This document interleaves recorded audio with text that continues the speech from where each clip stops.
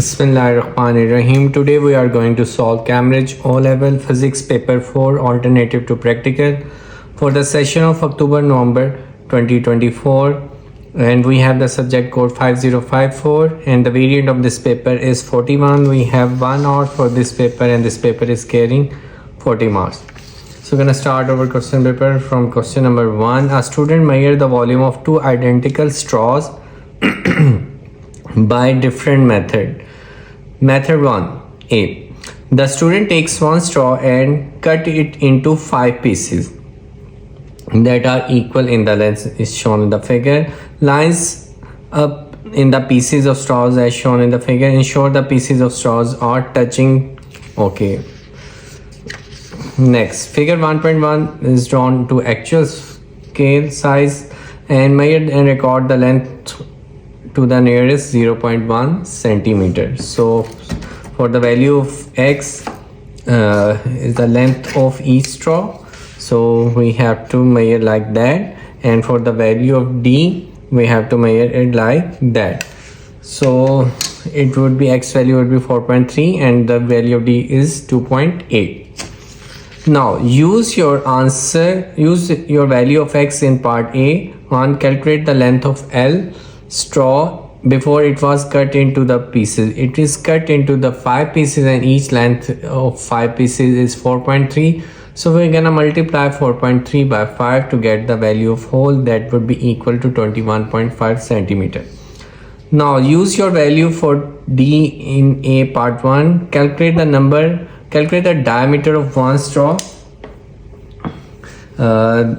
Give your answer to the correct to the nearest centimeter, and the diameter was whole with D was 2.8 and it is divided into 5, so 2.8 divided by 5 would give us the answer that is equal to 0.56 for each straw. Moving to its fourth part, explain how the student uses a ruler and 2 set squares to make sure that the measurement of D is as accurate as possible. You may draw a diagram where you have put the straws. One put set square here, one put set square here, and over there at the bottom put a horizontal scale like that. Now at horizontal scale mark this position as x1 and this position as x2. So take the difference and the difference would be equal to D. So you can write use the set square and ruler as shown in the figure. Note the difference between D is equal to x2 minus x1. Next part, the volume V1 of the straw is given by the equation V1 is equal to 3.14 D square L over 4. Use your answer from A second part and a third part to calculate V1. Give your answer correct to the two significant figures. So V1 is equal to 3.14 and D value is 0.56 whole square, then it should be multiplied L is that is equal to 21.5 divided by 4. You get the answer that is equal to 5.29. okay,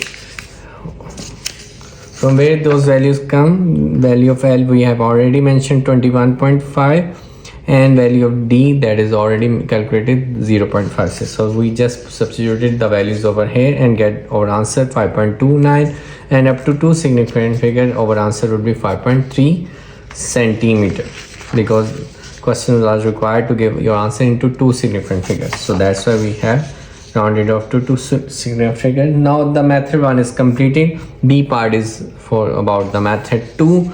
The student take the second straw, immerse the straw fully in the container of water as shown in the figure. This is water container and this is straw. Move the straw backward and forward in the water several times so that the water enters the straw. Put a finger firmly over one end of the straw like that. Then remove the straw from the water. Put the straw above the open end of a 50 centimeter cube cylinder and then remove the finger so that the water is transferred into the measuring cylinder. So the whole water or straw will come in the cylinder. Figure 1.3 show the total volume water VT in the measuring cylinder. write down the reading of value of Vt. You can see that it is 20, and this is magnified version 21, 22, 23, 24. So we're gonna write Vt is equal to 24 centimeter cube. Calculate the average volume of V2 in one straw. So there were 5 straws, so 24 divided by 5 equal to 4.8 centimeter cube. Next, suggest 2 reasons why V1 and V2 are different. Okay, V1 in the first method was 5.3, and for the second method is 4.8. In method 2, straw might not be completely filled, so that's why our answer is below, and straw becomes squashed. It can be damaged. Water sticks to the finger, and loss of water would not show in that wiring cylinder, so this could be the reason. Next, in method 2, some water falls out during transfer to the cylinder, so you can write any 2 to get 2 marks for it. So this is how we have completed question number 1. Hopefully you have the understanding. I have tried to elaborate each and every point. Okay, moving to question number 2. A student investigates series and parallel combination of resistor. The student is provided with 2 resistors X and Y in the circuit shown in the figure 2.1. The resistors are not identical. The EMF of the power supply is 3 volts. You can see that the student closes the switch. Figure 2.2 figure 2.2 show the readings of Vx and on the voltmeter and Is on the ammeter. Record the reading of Vsn. First, record of the reading of V. Now we must know 0.2, 0.4, 0.6, 0.8, then this is 1, and this is between 0.6 and 0.8, so we can write that Vx as 0.7.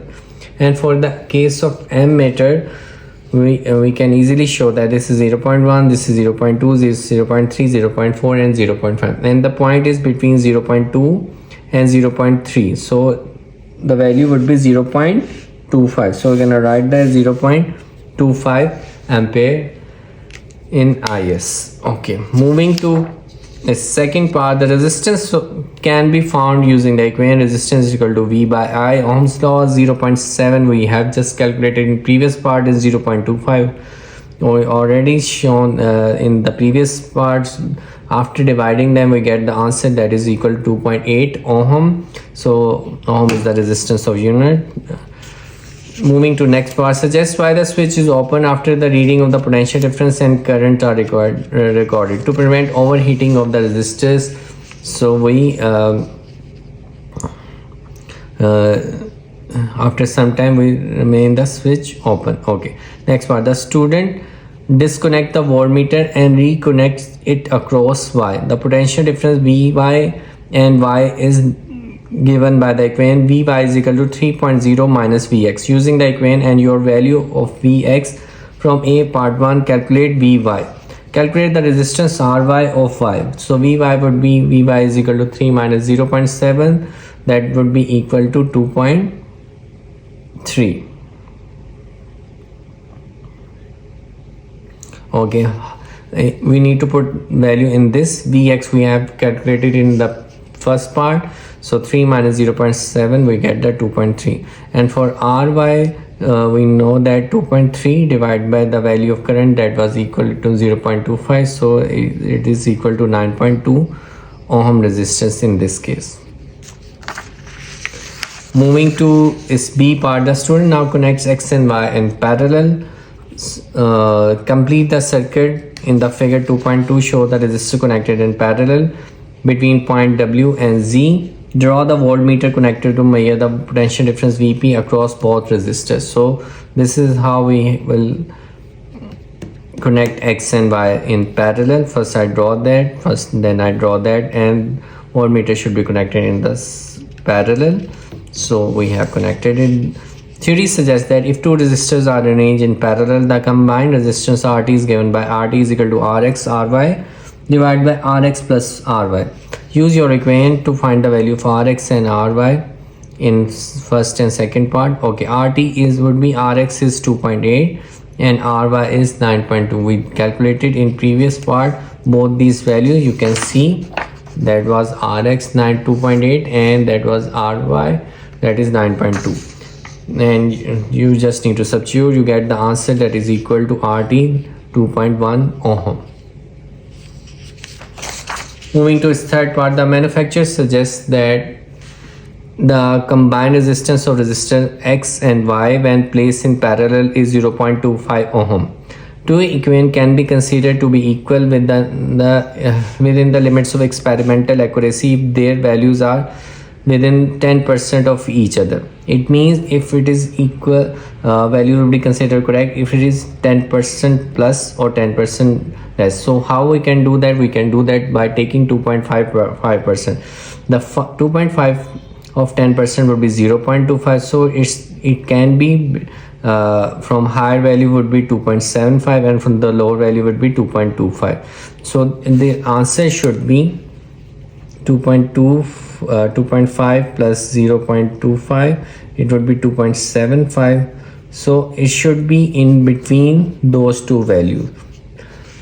If you subtract 10%, it would be 2.5.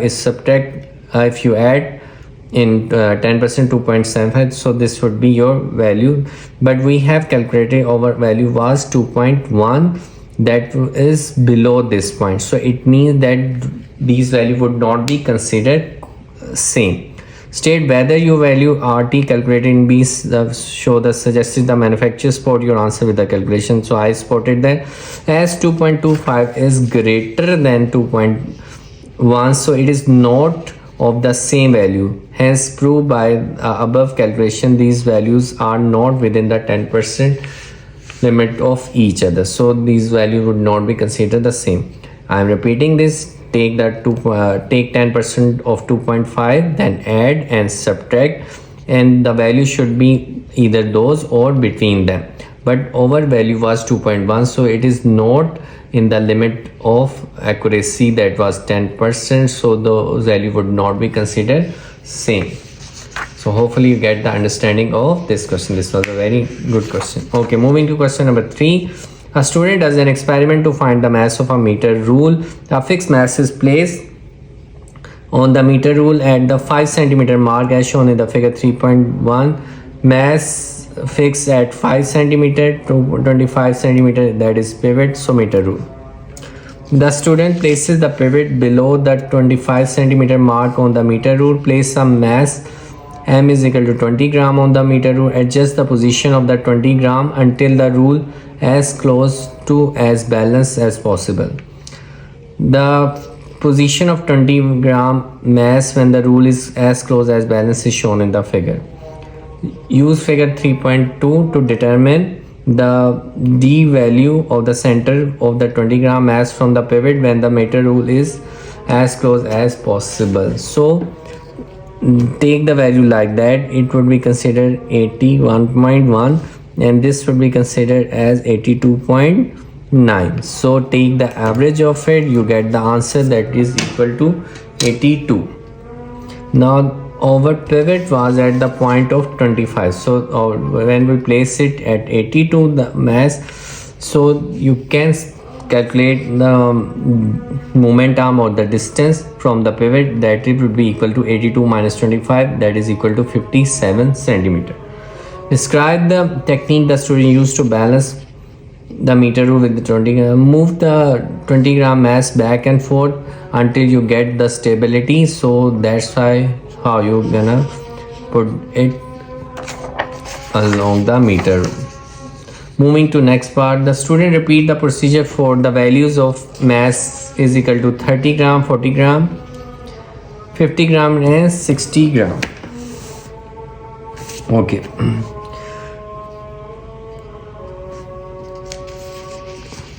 Add your value of D or mass 20 gram in table 3. Calculate 1 by D of each mass and record all values in table 3.1.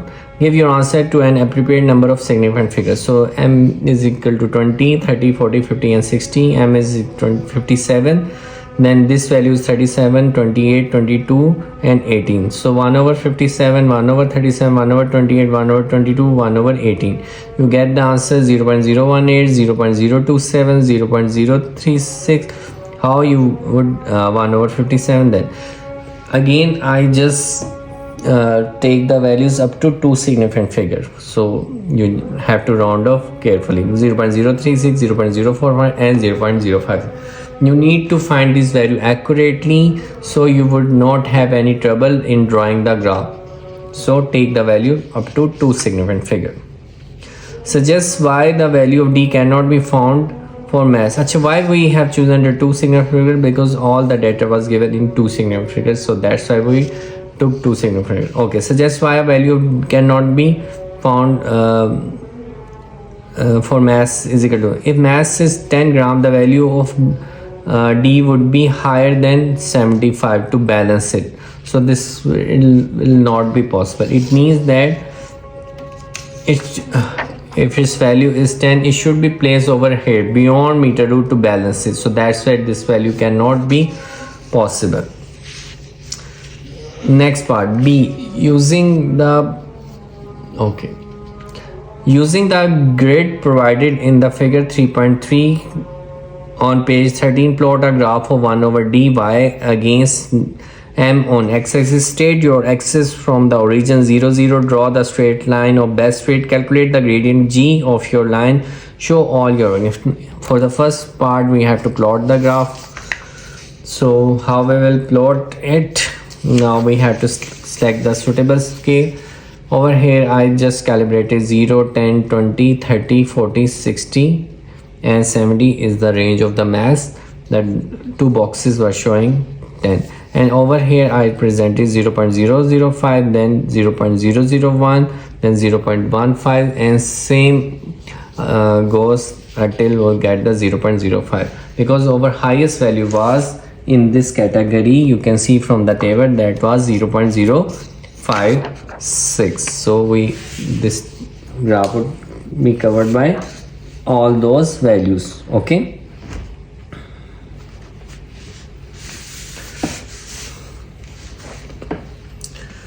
So first point was at 20 the value was 0.018. At 20 the value was 0.018. So we will put those value. At 20 the value is 0.018. At 30 the value is 0.027. So we will put at 40 the value is 0.036. At 50 the value was 0.045, and at 60 the value was 0.056. Now you will put the scale and join all the points. There is only one point that was not symmetry, so we will not join these points. Okay, some student will do mistake. They would I would say they will forcefully join all those points. So it would be considered incorrect because these points cannot be joined together. Okay, it's not necessary that all those points would cross each other. So you have to be careful. Whatever your points are coming, you need to plot only those points. So take time and practice. Don't get confused. Okay, moving to C, the mass m of the meter rule can be calculated using the equation m is equal to 160 minus 0.04 g. Okay, I skipped the one part that was calculating the gradient. You can take any 2 points. So I will take the points that was in the table, y2 minus y1, x2 minus x1, and these were those points that were coming over here. So you calculate the gradient y2 minus y1 over x2 minus x1. So value was 0.045 and 0.036. Then 50 minus 40, you get the answer, that is equal to 0.0009, 0.0009. This is the value of G. Okay. Now for the C part, the mass m is using the equation. Once put all those value G we just calculated through gradient, that was 0.0009. so over here we can substitute those value. After substituting we get the value 115.6. so any value that was come between 110 to 130, examiner would consider correct. If your value come 125 not 115, don't get worried, examiner will give you leverage. So stick to your answer, stick to your calculation, don't get confused if your answer doesn't match with your friends or with me as well. Okay, this in this case acceptable range is 110 till 130. Now the next part, the student is given a piece of modeling clay. He places it on the meter rule as shown in the figure 3.4. He finds that the meter rule is balanced when the modeling clay is a distance of 40 centimeter from the pivot. Using your graph on figure 3.3 on page 13, find the mass of piece OK or modeling clay. So it was at 40 centimeters. So at graph we have plotted against 1 over d. So 1 over d is 1 over 40. 1 over 40 is 0.025. so at the graph we will go at 0.025, and at the bottom we read this value, and this value is 27.5. again examiner has given the range in this answer. If your value come between 25 till 31, it will be considered correct. Don't get confused if your answer come 30, 31, 29, 26. Other than this answer, this would be all acceptable answer, but your answer should be within the range of this value. Okay, moving to last question, question number 4. Question number 4 is that a student uses ice cube to investigate the time taken for different masses of ice to melt when the ice cubes are placed in water. Okay, it means we need to we have the experiment over here. To complete that all different sizes of ice cube, all different masses of ice cube actually,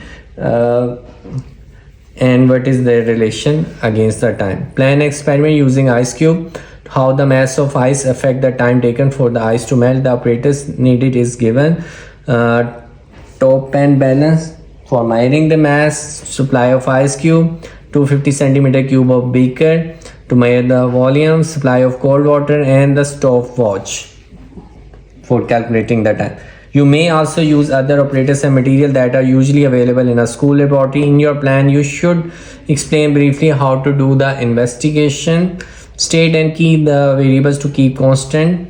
State the key variables to keep constant. Draw a table with the columns heading to show how to display the reading. You are not required to enter any reading in the table. Okay. Explain how to use these reading to reach a conclusion. You do not have to include a diagram to the operator you use, but you may do if it has in your plan. I have not drawn the diagram as I'm not good in drawing, so I escape. But I make sure you will get the 6 marks. So I have written and provide the graph and table for this. So first I will measure fixed volume of cold water, like it is 200 centimeter cube, using 250 centimeter beaker cube that is given in the operators. Now I will place the beaker on a flat surface to reduce the chances of any reading to get calculated wrong. Next I will weigh different masses of ice cube like 10 gram, 20 gram, 40 gram, etc. Using the pan balance, I will measure their masses, then start with the smallest mass like 10 gram, add the ice cube in the cold water and start the stopwatch. Record the time taken for the ice to melt completely. Now I will repeat the process, but for each process I will take the cold water at the same start temperature. It means if I have started like first case the temperature was 5 degrees Celsius for the cold water, then in every case I will take at the start 5 degrees Celsius temperature before putting the ice. Next I will put the next mass Now record the result in the table. Also plot the graph with x-axis showing the mass of the ice cube and y-axis time taken to melt. Volume of water should be kept constant along with the initial temperature of water. So its table would be like that. Observation 1, 2, 3, 4, mass of ice 10, 20, 30, 40, 50, and time to melt the ice. Okay, so it should be in seconds and it should be in grams, and its graph would be like that. On x-axis it would be mass and on y-axis it would be time. So use the recorded time to identify the relationship between mass and time for melting. It would be linear or anything, but you don't need to jump on the conclusion, but you just mention you will identify the relationship after plotting the graph or calculating those conducting those experiments. So this is how we have completed the question number 4. Hopefully you get the understanding of this question. First you will fix the volume of cold water and record its temperature. The variable should be in this case the variable should be kept, initial temperature should be kept constant and volume for the each case should be kept constant at the start of the experiment. So this is how we will complete the experiment. If you do find difficulty in any of question, you can ask in the comment section. I will reply you ASAP. Best of luck for your exam, and keep promoting and sharing with your friends and community who need sports in physics, chemistry, or maths and other study related problem. And we do have our institute Alif Lam Mim. You can join our live sessions there. If you find this video helpful, you will find those teaching methods and techniques more helpful when you take those live sessions. So thank you so much for the support. Keep supporting, and Allah Hafiz.